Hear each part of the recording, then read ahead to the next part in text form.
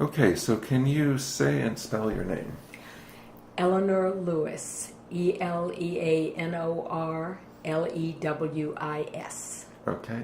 And just to get us started, do you mind giving me a thumbnail sketch of your life? Kind of who you are, where you're from, where you've been, what you've done, and what you're doing now. And you can be as elaborate or not as you'd like with that.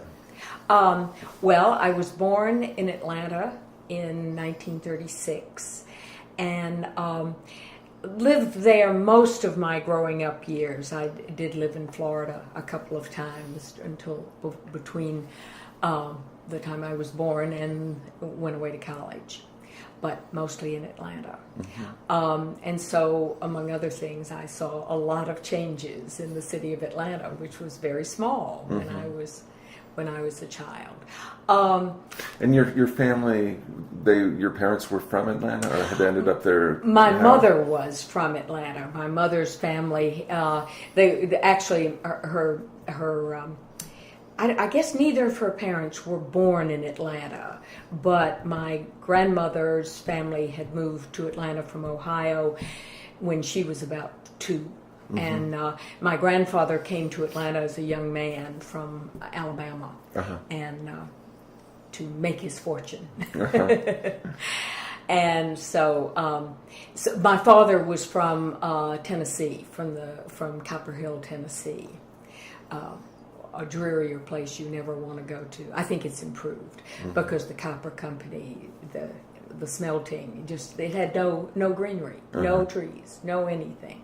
And I haven't been there since I was about 3, so I still sort of remember the barrenness of it. At any rate, he was a doctor, and he came to Atlanta. He interned at Grady Hospital, and that's where he met my mother. So, okay, so you're growing up in Atlanta in the 30s and 40s. Yeah. And then, and how long were you in Atlanta? Well, until 1954, when I graduated from high school. But I had, before that, my mother and father and I lived in Florida when I was about a year, for a year and a half or 2 years when I was somewhere really little. I don't remember living in St. Augustine.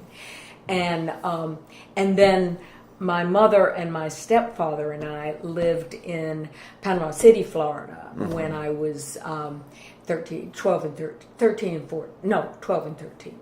Okay, so we'll pick up that part of the story in a second, but 1954 is a very interesting year to graduate high school for that part of the country. Can you talk a little bit, and you said that Atlanta was a small town back then, can you talk a little bit about what it meant to live on the white side of the color line during those years that you were growing up there? Well, you know what's interesting when I think about it, Atlanta always was different from much of the South. I mean, not as different as one might have liked it to be, but it was never like Mississippi. It was never, the motto of Atlanta. So, and I don't know where it started, but you'd hear it all the time in the 50s and 60s. Was what was it? Too busy to hate, too something to hate. I mean, that was, and it was a fairly comfortable place. I have all kinds of sort of memories. One of the things, my grandmother died when I was 9, and my mother died when I was 17. So the two people I wish I could interview and find out where certain things came from about, since my grandmother had, her mother was French Canadian. She was from Nova Scotia, and her father was from Pennsylvania by way, and then Ohio, and then they came to Atlanta. And then after my great-grandfather died, my grandmother was mostly raised in French convents because my great-grandmother went off on pilgrimages to the Holy Land and just parked the kids in convents. So I've often wondered how much of my attitudes towards race, which were sort of, I from a very early age, I thought that there was, on the one hand, I thought that the blacks that I knew had a much better time than we did. They were much friendlier, and they had, they really from a distance seemed happier. But I thought there was all this unfairness because they didn't live as well as we did. They lived in much less desirable places, and always had to go to the back of the bus because this was obviously during Jim Crow and all of that.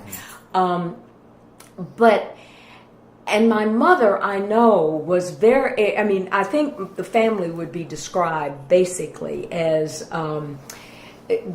Southern moderates, except my mother was much more liberal than that. And I never really knew where that came from because I didn't ever have time to really find out. But I was aware in various interesting things that when I was very young, and they're the kinds of things that I'm always amazed that the number of people who had similar experiences. For example, the Woolworths we lived on 17th Street. It was at 10th Street, and it was just, it was really wooden floors, and it was not fancy. But the back wall, or at least part of the back wall, was marble.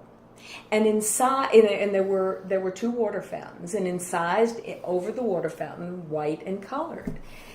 And in my childhood, I honestly believed that if I was a very, very good little girl, I'd get to drink out of the colored fountain because I assumed it was colored water. There are these absurd things.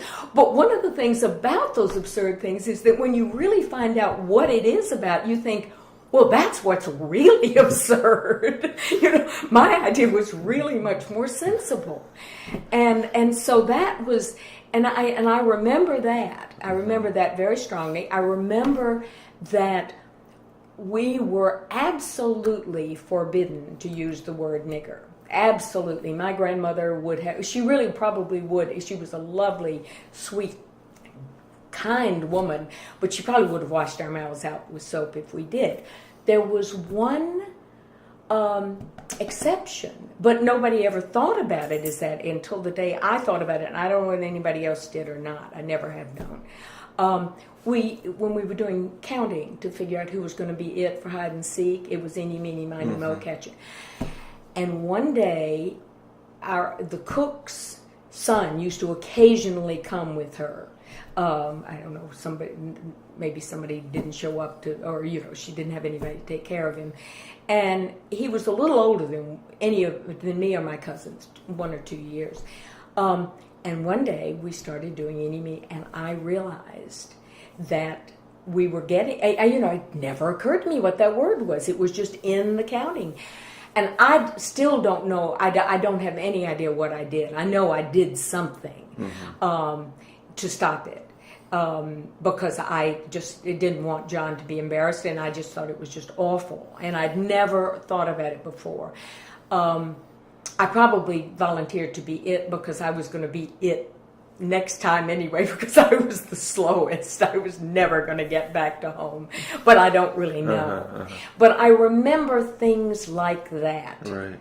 How much contact did you have with African Americans of any age, either other kids or... John is the only kid, because we were in the city. We wasn't like, I know people who grew up in the country who had much more contact simply because they lived together, and they were, it was a different situation. Ours, John was the only young person I knew in those years. But all the others that I knew were servants. It was, the ones in my family and in other friends of mine's family. So it was, I didn't have any social contact at all in those years. But they were all people, even some Southern friends of mine get annoyed when people say how much they loved this person or this servant or that servant or whatever, and I understand why they get annoyed by it. But the truth of the matter is, it was really true, and most of them were that I knew really. I mean, like my aunt's cook worked for her for about, I don't know, 40 years, and only quit working when she retired, and we used to go visit her, and so I don't. I mean, I understand all of that, and I agree with it. It's a terrible way of having relationships, but it was not. Ours were not fraught in many ways. Earlier, you said you were kind of identifying your own family's orientation, and I think you said that you were all, like, you would be described as Southern moderates. Yeah. Well, not I, because yeah. Yeah, exactly. But so that's in retrospect. Can you talk about your own kind of coming to consciousness? Like, what are the moments besides this one that you're talking about with John? But what are the moments that you can remember of your becoming aware, not just of the bigger issues, but of your own kind of interpretation of them, and starting to see yourself as a racial liberal, or, I mean, I don't know, I'll let you define the terms, but... well,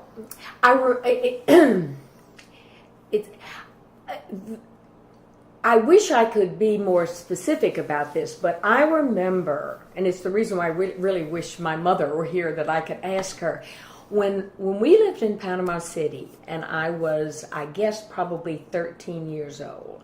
I remember she and I were driving somewhere, and something came up about college and dormitories and the whole issue of race came into this. You know, how would I feel if, in fact, I had a black roommate?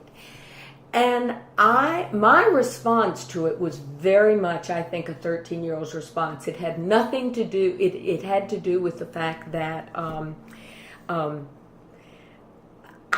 wanted to be popular, and I wasn't quite sure whether I could be popular with the people I wanted to be popular with if I had a black roommate. And my mother was appalled by this. She really was very. And I remember it so well because it sort of, I thought, maybe I need to think about this. Maybe there's something askew. Do you remember what she said to you? No, that's the unfortunate thing. I don't remember exactly. And why would we, I probably was barely 13. Why were we having a conversation about college when I was 13 years old? It just not, but we were. Mm-hmm. I mean, I remember that was the context. Mm-hmm. I suspect that maybe part of it was that Panama City was a small town. Right. And so you were moving there? Or? No, we were living there. Okay. We were there I was there in the 7th and 8th grade. So this was probably somewhere in the middle of that. Mm-hmm. And I suspect, and it's in the panhandle of Florida, and was conservative. It was much more conservative than Atlanta was, and I don't know whether the conversation, that's where it came from, because my mother was always making sure that there were more conservative members of the family. One of my uncles married into a wealthy and conservative family, and my mother was always sort of whispering in my ear not to take anything Martha said too seriously, that kind of thing. Mm-hmm. So this may have been something like that there was something that she was just kind of trying to inoculate me against. And but I remember it, and I mean, I don't just remember being in the car. I remember exactly where we were when we had the conversation, though I can't remember exactly the conversation. I just know it was very important, mm-hmm. and it was very influential. Mm-hmm. So, and one of the things, and this is sort of something that when we get to the present, I mean, I have very strong feelings about the fact that Northerners do not recognize that they have any problems with race. And not all Northerners, but it's a fairly a clear generalization in my The mind. South has become the repository. Exactly. And when I went to Michigan, it was so true. When I went which is where I went in graduate school, and people would say to me things like, well, you're not at all like a Southerner. And I would say, how many Southerners do you know? Well, you're the first one I've ever met. I'm 100% a pure sample. So don't tell me I'm not at all like a Southerner. There are a lot of others like me. I'm not the only one. So but it's always annoyed me. And it's always annoyed me. Somebody asked me a couple of years ago, they thought I would understand something. I can't even, it really wasn't very important. But I said, why do you think I will understand that better than... Well, because you grew up in the South. And what this had to do with was slavery. And I said, I know no more about slavery than you do. Segregation, Jim Crow, all of that. But slavery, no, So it's sort of, and I do feel that we'll never get beyond this moment of race relations in the United States until everybody in the country acknowledges that it's not a Southern issue. It's really an American issue. And so that was something. So we can kind of loop back around to that. So let's just fill out the story. Okay. So All right. Then where did you go to college? I went to Newcomb College in New Orleans, which is the girls' part of the women's part of Tulane. And what was that like in those years? But also for you coming from Atlanta and Panama City. Well, New Orleans is a very interesting place. I ended up at Newcomb for any number of bad reasons, and I don't think my mother had died the beginning of my senior year in high school, or toward the beginning in December. And so I probably would not have been happy anywhere that I went to. And New Orleans was probably as good a place as any, and there were some interesting things about it. New Orleans to me was a very interesting place in those days, and I don't know whether this is still true, but around Newcomb and Tulane, not towards the fancy part of St. Charles, but when you went down to the river the other way,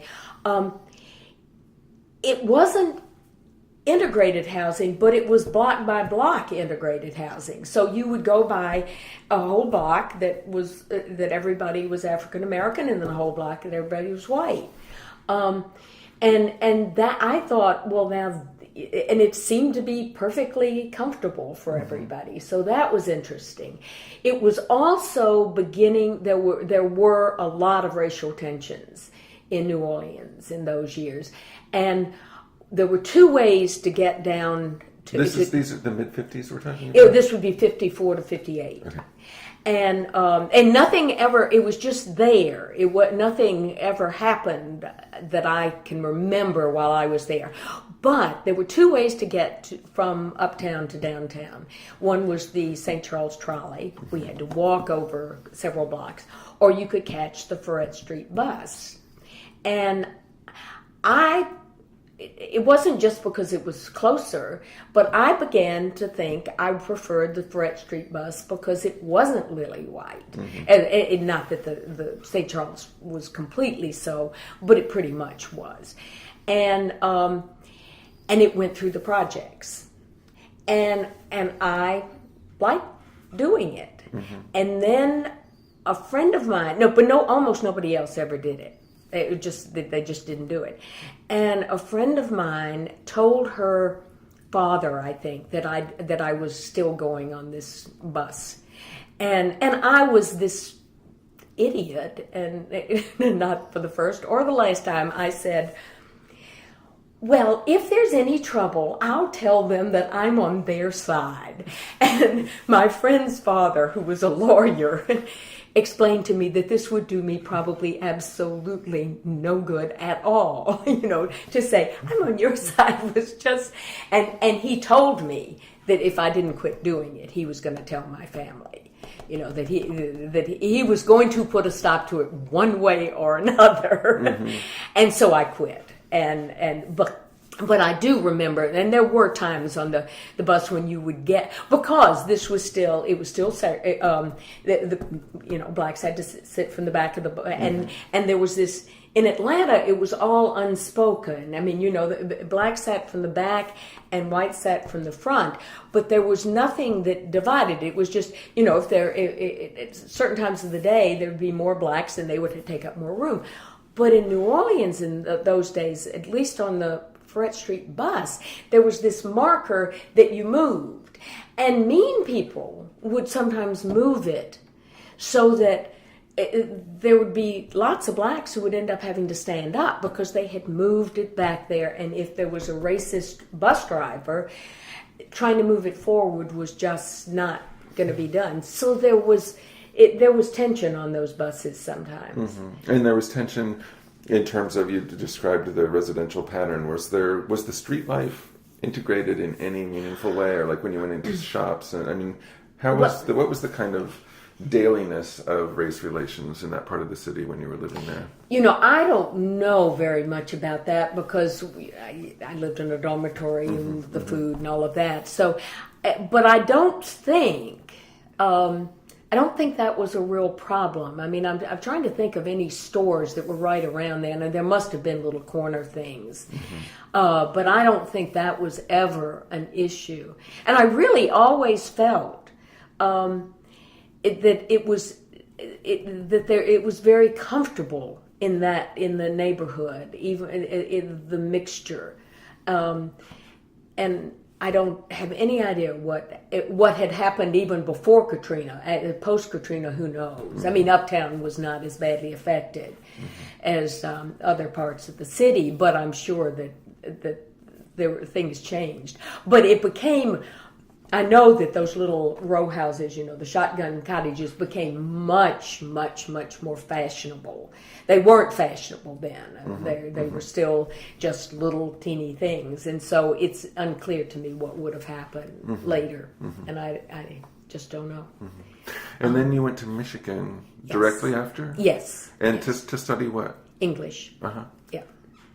So I went to Michigan, and that was a very shocking event in my life because, in the first place, it was the coldest winter, and since they've been keeping records, and so my roommate, the first year I was there, she and I had both gone to Newcomb, and we hadn't been particularly good friends, but we had a close mutual friend who decided that we had to live together because otherwise she didn't think we would survive. And so Judy was from Kentucky, and she had spent her junior year in France. So we both had basically 4 years during which we had not seen the change of seasons. And, trees had leaves all year long. And I remember coming home one day and saying to Judy, do you know how the leaves get back on the trees when they've all fallen off? And she had no more idea than I did. We were just absolutely incapable of making that leap because we'd not seen that in 4 years. When we did, that wasn't the kind of thing you pay attention to when you were in high school. So what went into that decision? Both decisions, the decision to pursue a degree in English, but also the decision to go to Michigan. Well, I actually wanted to go to Cornell. And my reason... Because it would have been colder there. It would have been even colder. The wind would have... my reason for choosing things, my reasons in those years were so ridiculous. And nobody ever tried to talk me out of any of them. And they should have. The Michigan wasn't as bad. But, for example, I wanted to go to Cornell because one of my uncles had gone to Cornell, and I kept hearing this thing about far above Cayuga's waters, and they would talk about, and I wanted to see what it was like. Did it occur to me I could just go to Ithaca and find this out? No, not at all. So that's what I wanted to do, but I didn't get a Woodrow Wilson. So I couldn't go to Cornell at that point because it was way too expensive. And the head of the English department at Newcomb had gone all the way through at Michigan, and he had been pushing me to Michigan anyway. So that's how I ended up at Michigan, where I thought for quite a long, probably the first month I was there, that there were riots every day on campus because I had never seen that many people in one place at one time. It was overwhelming.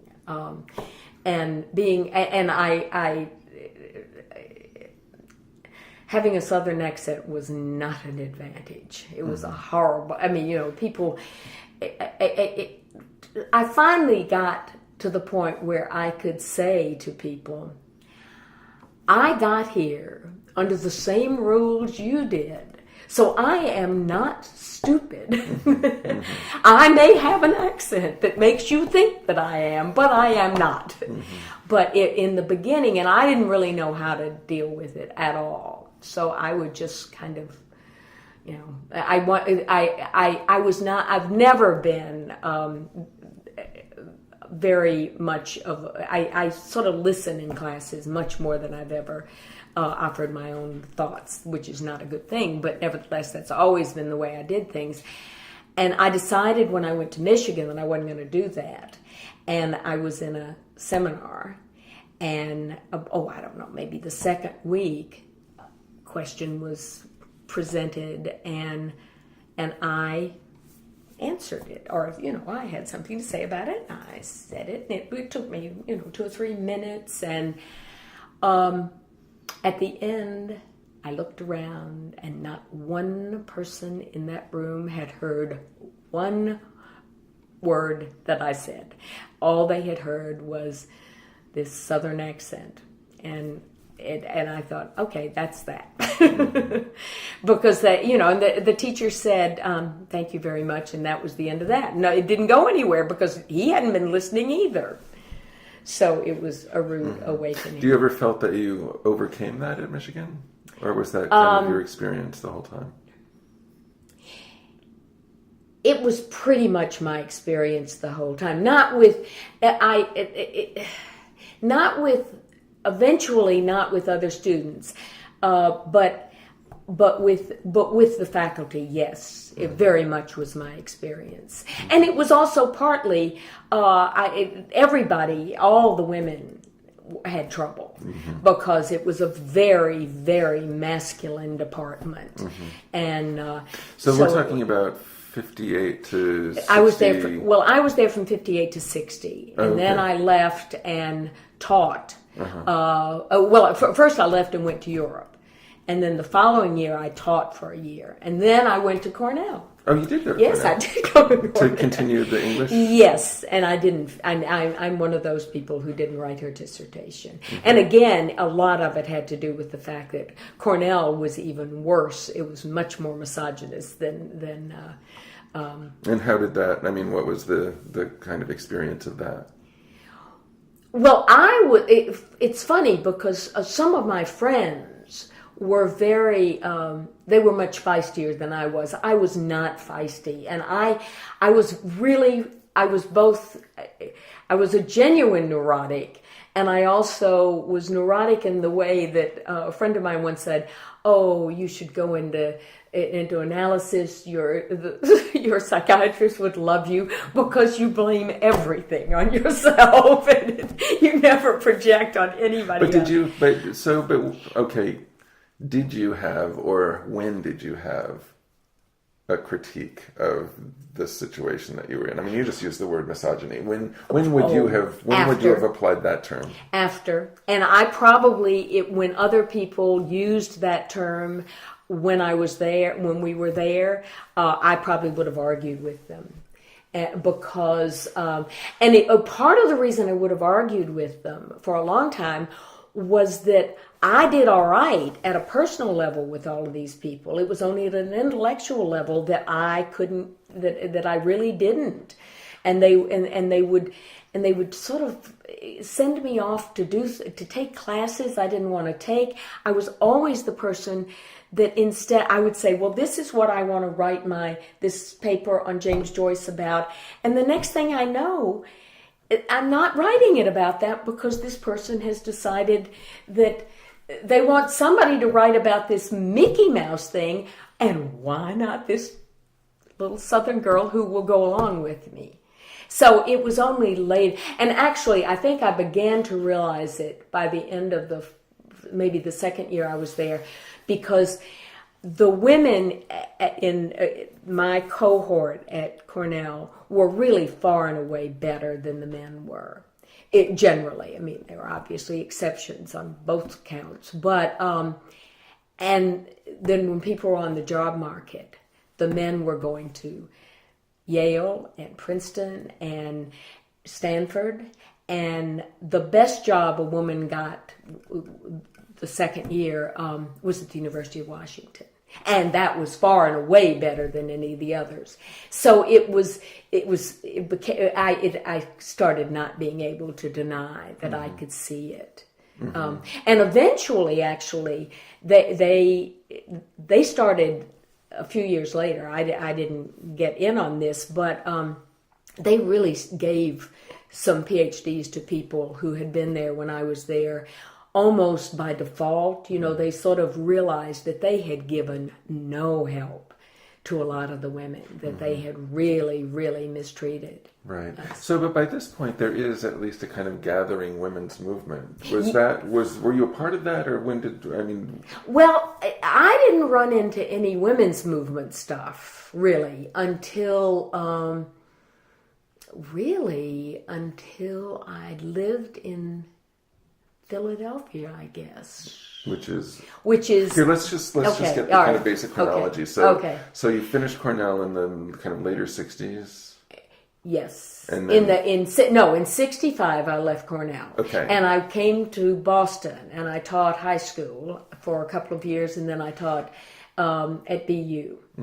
And actually at BU I started to be more aware of the women's movement, but not a lot. I mean, there wasn't really a lot going on. And I lived in Cambridge, and there wasn't a lot going on in Cambridge either, really. There was, there were pockets, but not anything much. And then I was in Philadelphia for, well, in all, I guess it's 5 years. And there, I was in a consciousness raising group, that sort of thing. So that was when I began to realize that I had really missed. It isn't that I'd misread things, but I'd always turned it back on myself. I'd always thought, well, you're not doing as well as you could be doing because you're you, and not because anybody is putting any barriers up. And so it turns out that the personal is political. The personal is indeed so political. Can you talk about how it was that you got involved with, if not the movement, at least a consciousness raising group in those years in Philadelphia? How did that happen? Well, one of my friends from Cornell was at Penn. She was teaching at Penn, and she was in a consciousness raising group and just asked me to join. There were a whole, it was in Center City, and there were some people who came in from other places. And so that's how that actually got started. But in a way, I got kind of off a little bit, because I had at Cornell and then on into both Boston, and I was really very early involved in the anti-war movement. And that really came to a head. I was teaching at Drexel in Philadelphia, and a lot of that, and this was in the early 70s, and Drexel sort of caught up with the 60s and the 70s, and as a lot of places did. Yeah. And so there was, we really were doing a lot of activism. So I think, and that's really, that's interesting in a way, because I had very strong opinions about racism and everything when I was in the South. But I was terrified of acting on them. I mean, I really was. It just, and I also, one thing I should mention is that my family is Catholic. And in the South, I mean, people, the Ku Klux Klan had this, I don't know if you want to call it a hierarchy or lowerarchy or something, but it was blacks, Jews, and Catholics. And it was, and I can remember a few times of being really frightened of somebody finding out that I was Catholic in South Georgia, not in Atlanta, but in South Georgia.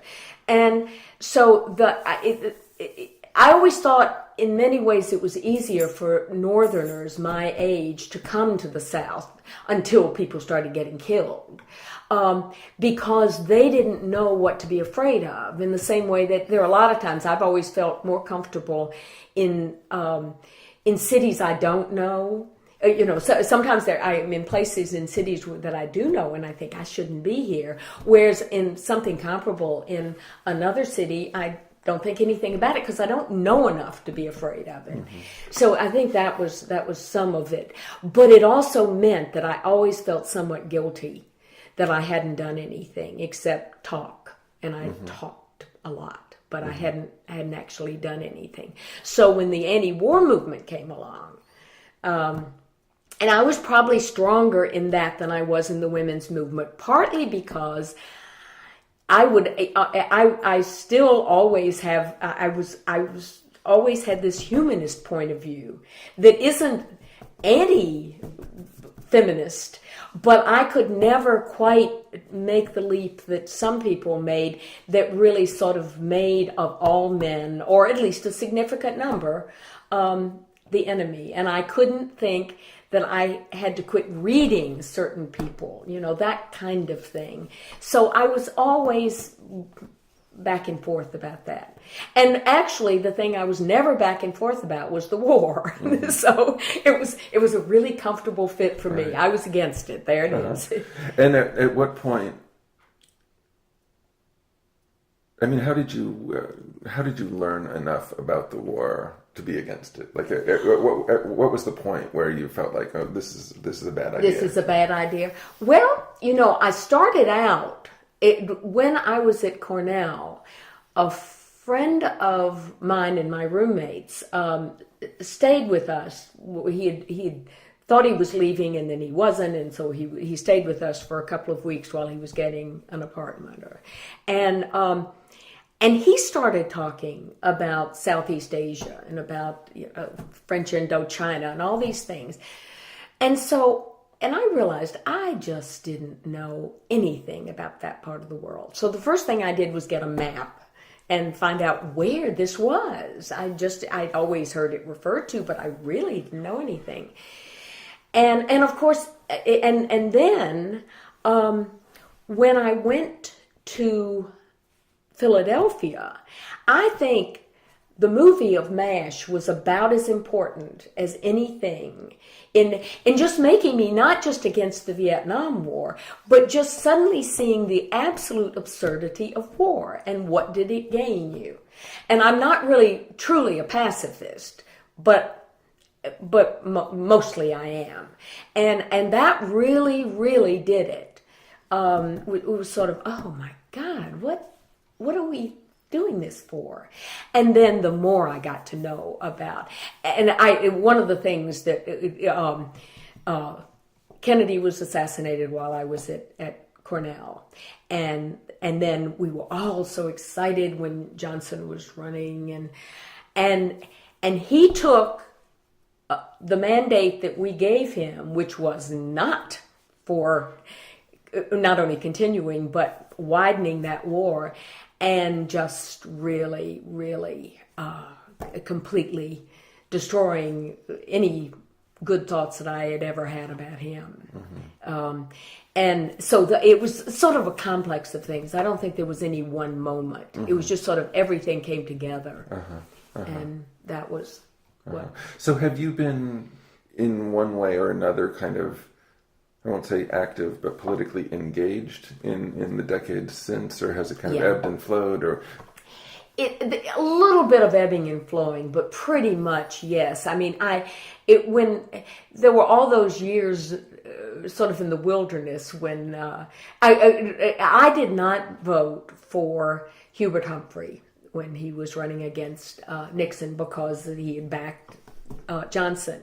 And I swore after that and after the things that Nixon did that I would vote for the lesser of two evils from then on, because it was so awful. Mm-hmm. And Humphrey was so good except for that one mistake.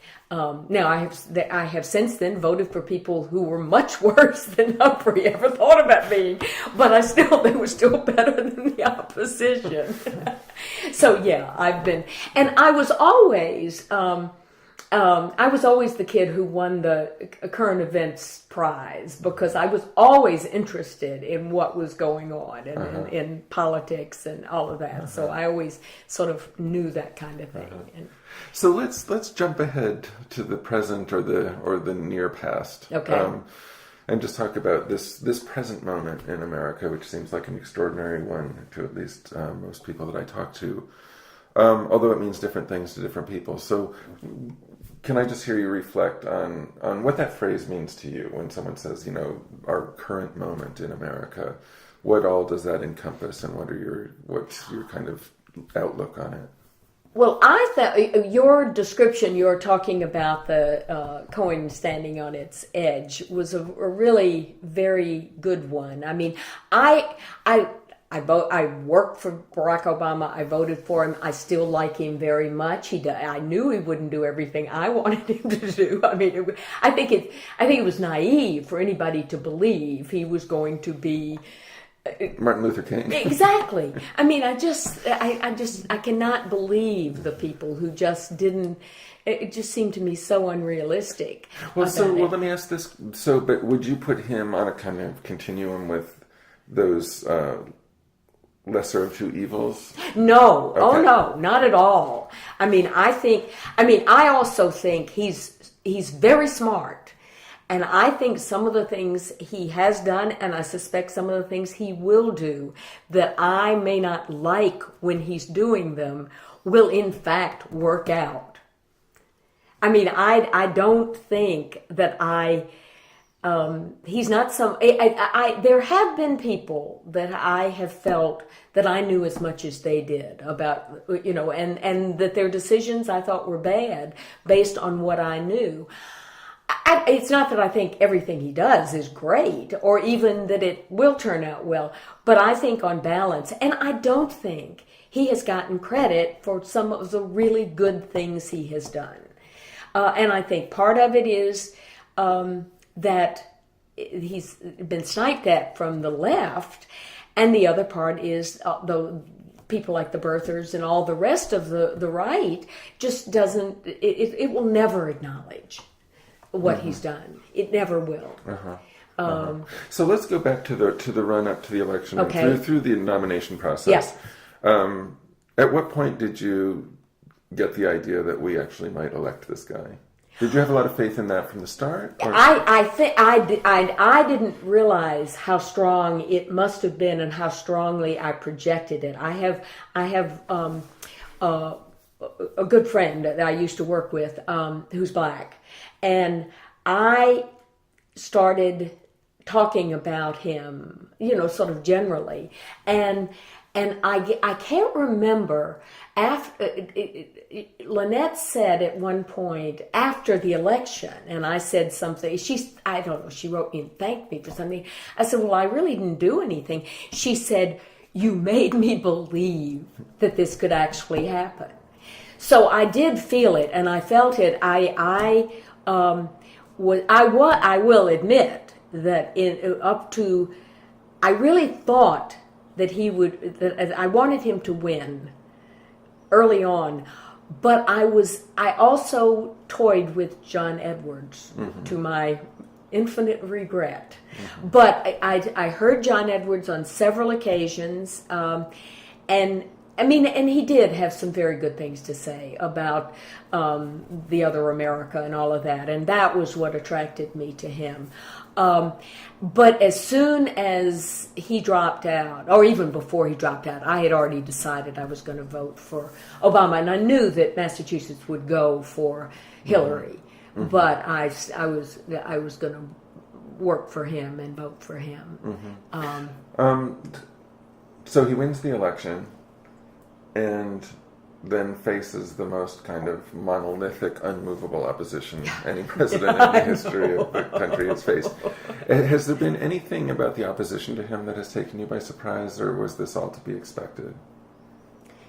The fact that it stayed so cohesive, for that I really, it's certainly true that there are almost no moderate Republicans left, so you wouldn't expect there to be much dissent within the Republican Party. But I still was surprised. There are some decent people still that when they would vote party lines, I would be really surprised. And so, but then I really did get used to it and think, well, I guess that's what we have to put up with. Mm-hmm. But I guess I wish that we as a people were more introspective. I wish the American people really thought more deeply about what people spout things about the ideals of the country and what it's founded on, but I don't think they mostly are spouting things that they've heard, and they're not things that they have reflected on. Mm-hmm. And I think that's very unfortunate. I think it's very interesting right this minute. I was listening to part of whatever 2:00 program, or no, 1:00 program, but talking about how everything that's going on in Wisconsin and the public unions, and suddenly people are talking about unions per se again. For the first time in decades. Exactly.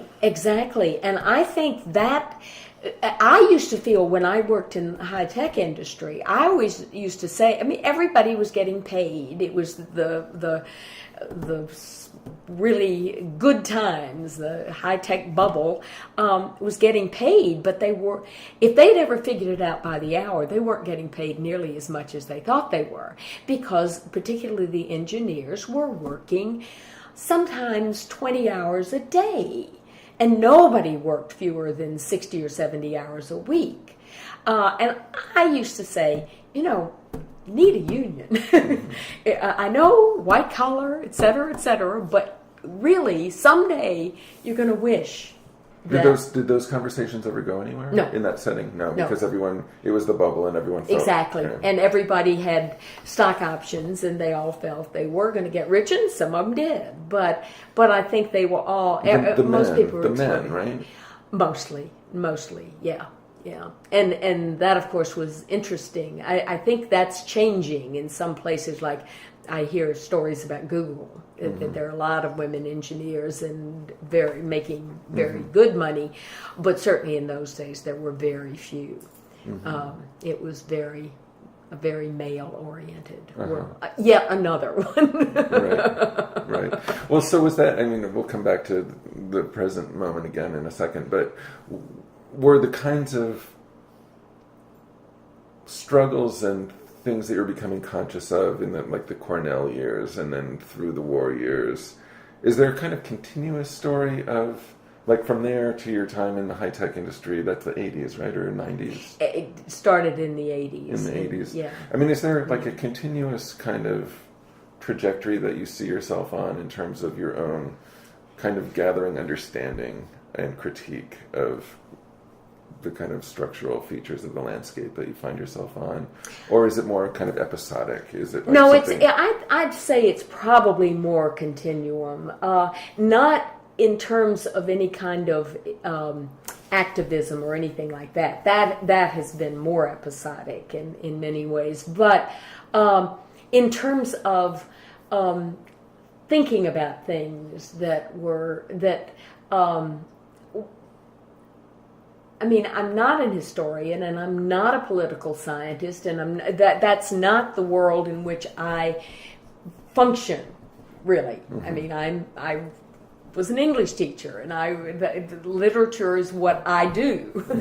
And so in some ways, I always construct narratives, about my own life, and so but some of them are much more, say, like a Joyce short story where there are these epiphanies. Oh my Lord, I just figured this out, and then there'll be people who say, "You just figured that out." So that it happens like that sometimes. What's going on in Wisconsin now? Okay, so we're talking it's early March 2011. Protesters have been occupying the State House and the kind of city square there for 14 days, 13 days, something like that. It's been a while. Yeah. There still is this standoff. Is your sense that this is, right now, today, does it feel like Wisconsin might be a turning point in our national political life, or is this like just a kind of flash in the pan, or what's your outlook on the struggle in Wisconsin and all that it represents about? I mean, it's really a kind of coming together of the economic collapse on the one hand with this kind of polarized political debate on the other. Yeah. How do you understand, as of now, what Wisconsin means or could mean? Well, I guess I think the longer it goes on, the better it is for dialogue, for actually accomplishing something. Simply because things aren't going to get swept under the rug. And when I was in California, I heard a couple of people were talking about their children, grandchildren, and things who live, some of them in Ohio, some of them or in school in Wisconsin or whatever. And one person was saying that one of her granddaughters was getting her sleeping bag together, and she had been in Madison, but she had not slept overnight, and so she was getting ready to go and spend the night at the. And I think that, and partly it's also young people are getting involved again. I mean, that was one of the exciting things about the Obama election, before the Obama election. It really was so multi-generational and cultural and everything else, and that was really wonderful. And then it kind of dissipated. Right. Now, do you think that Obama squandered that, or was that a failure of the left, or how do you understand the kind of drawdown from the jubilation? I think it was inevitable. I mean, I just think that kind of a high can't be sustained, and there is all the difference in the world between campaigning and being elected and being president. Now, I do think, I mean, the people I know who were at the inauguration, that was another sort of high. So I think there was that part from November through January. But, I mean, I know there are a lot of people who say, well, he shouldn't have tackled health care. That shouldn't have been the focus. I disagree. In the long run, I think that's exactly what he should have done. And I'm not sure that doing the things like, I think obviously we need jobs, but I'm not sure that much could have been accomplished. I mean, not much has been accomplished yet, even when people are trying, because it's a really hard thing to do. And it's hard when manufacturing has gone overseas. It's hard in a lot of places as I see it, to really get anywhere with that. I mean, I think eventually it will. Lawrence Summers says it will. He says things are really looking pretty good. I heard him this morning say that. And you sound convinced. Oh, he was saying it to businessmen, and so. One of the things that's shocking, that is kind of lost in public discussion, is how much there are things that are off the table now, that in a way that's become so naturalized that we forget that it actually was really different not so long ago. One of these is the kind of corporate assumption that that the one and only constituency to worry about is the stockholder. Yes. And that the shareholder is sacred. And you can go back 25 years and find a completely different corporate culture about that question. Yeah. And do you think that do you foresee, I mean, you've seen some pretty vast social changes in your lifetime. Can you foresee a way to kind of recoup that and redirect it, or are we really just going to be at the mercy of this kind of ruthless corporate thinking? Well, if Citizens United doesn't, if there isn't an amendment to the Constitution that says, no, corporations are not people. They just aren't. Sorry. I don't see it easily changing. One of the things I've been interested in just recently, that now there's this vilification of public unions and teachers. I was reading something over the weekend about Wisconsin teachers, saying, what? All of a sudden we are the enemy of all that is good and true. and you think, what in the world? And I remember not very long ago when every time when John Edwards would bring up the two Americas, class warfare. Well, if people like the Koch brothers and all those people are not waging class warfare, what are they doing? What are we going to call it? Yeah, what? But I haven't heard much that sort of calls out that level.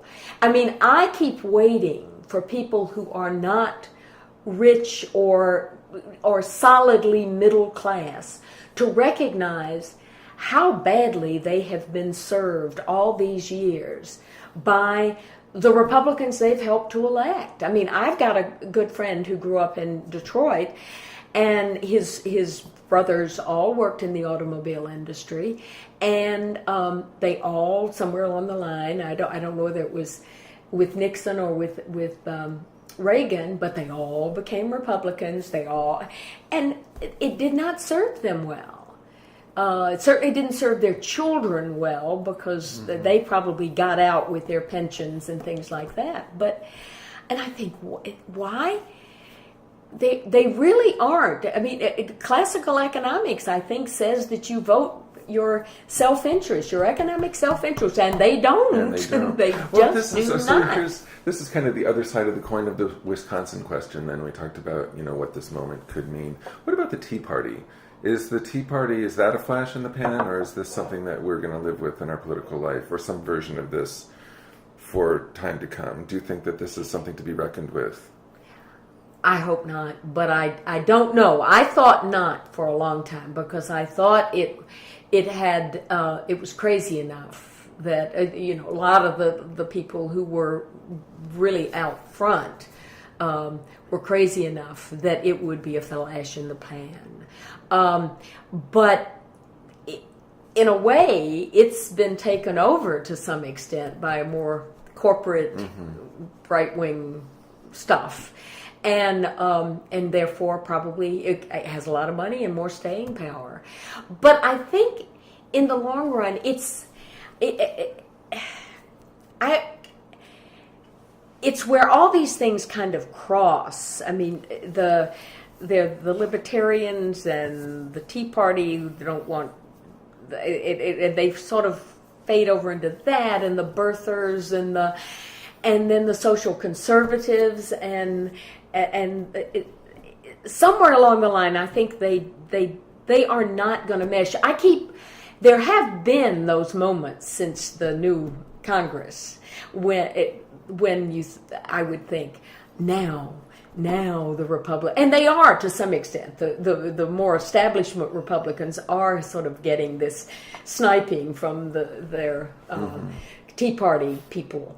But I just don't know whether they can make it or whether they can't. Right. I mean, I do wonder sometimes. I remember when Hamas got elected in the West Bank or Gaza, whichever, and people said, well, some things are bound to change because now they have to govern. And governing is very different from being this outsider group and rebellious and all of that. And I keep waiting for that kind of moment to happen with the Tea Party, the moment in which some of them suddenly realize, well, we can't do it that way. We've got to think about compromise. We've got to think about another way of doing it. But I haven't seen that happening yet. Yeah. Well, so far, I mean, one of the things that's happened is that while governing is different from campaigning, the kind of theater that made for good campaigning for the moment is actually passing for government. That's true. That is true. Yeah, which is... We'll see. I mean, if there is a government shutdown next week, then the world shifts, and I don't know in whose favor. I don't either. But, I mean, I guess my basic view is there is enough blame to go around so that probably we won't know until it happens.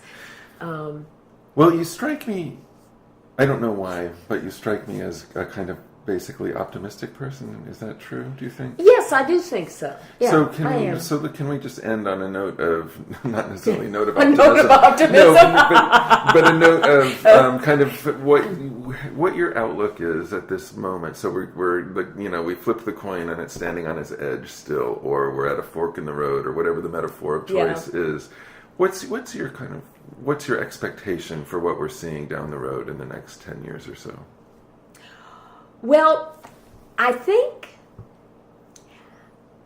I do think that I actually think it's the kind of turning in the road that either we're going to sort of see another way of doing things, go in the right direction, and start really dealing. And obviously, I guess I believe that the deficit stuff it needs to be dealt with, but not in the way that it's being dealt with, and not when it's being dealt with. And a friend of mine who's an economist says, to some extent, deficits really don't matter. They're really not the issue ever, because for countries they are. And the thing, that's another thing that's really interesting to me. When the people, the Tea Party people, or the people who got to cut everything, why? You have to balance your family budget. Well, nobody does. Right. I mean, what about the credit card debt that they're always screaming about? Well, also, somebody recently made the very interesting point that a nation isn't a family. No, and there's exactly. no reason to suppose that a nation should behave the way a family would. And I just find, I guess one of the things I just hope there's more and more recognition of the mean-spiritedness of a lot of the cuts. If you're going to make cuts, you don't cut aid to mothers, infants, and all of that sort of stuff. Public education. And public education. I just read this morning that in Detroit they're talking about 60-person classrooms. Yes. And then there are these people who say, well, it's not how many students are in the classroom, it's how good the teacher is. Nobody can teach 60 10-year-olds. I mean, that's just absurd. I don't care if they are the most charismatic teacher ever. They can't teach them. Maybe they can keep them going for an hour by telling them a story, but they can't day in and day out, and they'll never learn math. They'll never. So it's just, but I hope that people begin to realize that I wrote a letter to the editor, to the New York Times a couple of weeks ago. It was before I went to California, and I was very sad it didn't get in. I kept encouraging other people to write their own letters on the same subject. I had heard, oh gosh, I can't even remember now what senator it was, but it was a senator on the right, and I had heard him say, he was a deficit hawk, And they were asking him on some program on NPR. And he said, everybody has to suffer, from the very rich to the very poor. And I thought, suffering is different. And not to acknowledge that there is a real difference between not buying a new yacht this year and not being able to feed your children is evil. It's just evil. They are not equivalent. And that's really the way, and that's one of the things that in an interesting way gives me some hope that people will recognize. And I understand that Glenn Beck is not as popular as he used to be. That strikes me as a good thing. But I just hope that there are more people seeing what's going on, and that there will be more people getting out there and doing something. Right. It's like, it's interesting. I've been thinking about this. I was teaching in my class a week or two ago. We were talking about the McCarthy era. And the thing that really brought McCarthy down was that moment when Joseph Welch said, during the Army McCarthy hearings, have you no decency? Yes. And I think all politics boils down to a question of decency. Exactly. And it sounds like that's kind of what you're saying. Yeah. Is that at some point we will be pushed to the brink with our own sense of what is decent. And that maybe that's where the hope lies.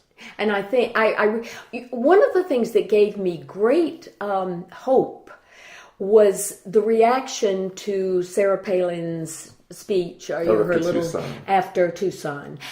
I watched her, and I didn't think it was. It was Sarah Palin turning everything back to herself, but I didn't think it was nearly as bad as a lot of people who are much closer. I'm not close to her at all, but who really have better opinions of her. Mm-hmm. I didn't find it as hysterical as some of the stuff during the election campaign.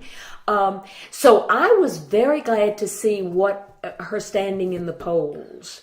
Well, the hit she took. Tucson does, at the moment anyway, Tucson seems to be a real turning point for her. Yes. It's interesting. So. And I think the contrast between what was probably the best speech so far of Obama's presidency put side by side with the kind of pettiness and her, I think that was powerful. Yeah. No, I think that was, the context made it even, her speech even more sort of self-serving and it's all about me.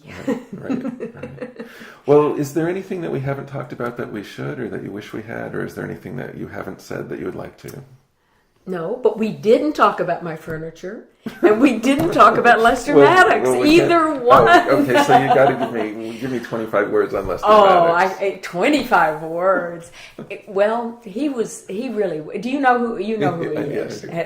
Well, I actually discovered him also when we lived in Florida, and we used to get the Atlanta Journal. It was sent to us, and so it was several days late. And he, in those days, had this in the Saturday paper, which was about 4 pages long. It was just nothing. On the, I don't think they called it the op-ed page, but that's what it was. He had an ad for the Pickwick restaurant, but the ad, it was really a diatribe, and I spent, I guess, probably the 2 years that we lived in Florida reading this thing and trying to have any idea what he was talking about. I knew it was a diatribe, a rant, or whatever, but I didn't know what he was ranting about. And my guess now is that it was pretty much coded, that anybody, that his supporters would recognize what it was. It was segregationist? Yeah. Oh, he was. But he's not known as coding. He's known as a segregationist. No, he is, but that was later. This was early on. He hadn't yet gone into politics. This was when he just had the restaurant. And I'm just guessing that that's it, because I do remember never really knowing what was going on. Now, I'm sure that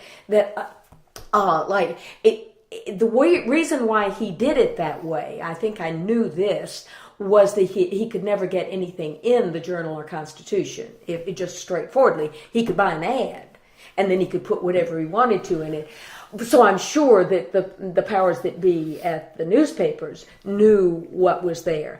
But I was pretty aware of things, and I never had any. I would just read it and think, what is this about? And his picture was always attached. And if you've ever seen a picture, he looks a lot like the guy, the Purdue chicken guy, the first Purdue chicken guy.